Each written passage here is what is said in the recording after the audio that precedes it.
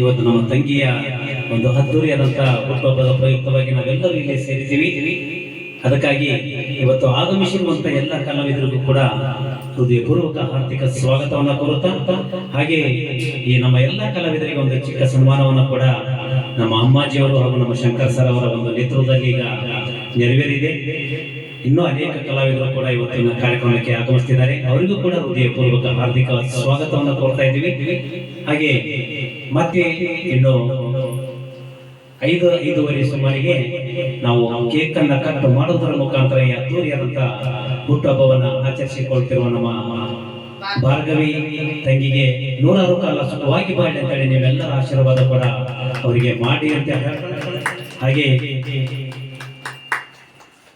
ಇವತ್ತಿನ ಈ ಚಿಕ್ಕ ಸನ್ಮಾನ ನೆರವೇರಿಸಿದಂತ ನಮ್ಮ ಅಮ್ಮಾಜಿಯವರಿಗೂ ಹಾಗೂ ನಮ್ಮ ಶಂಕರ್ ಸರ್ ಅವರಿಗೂ ನಮ್ಮ ಕಡೆಯಿಂದ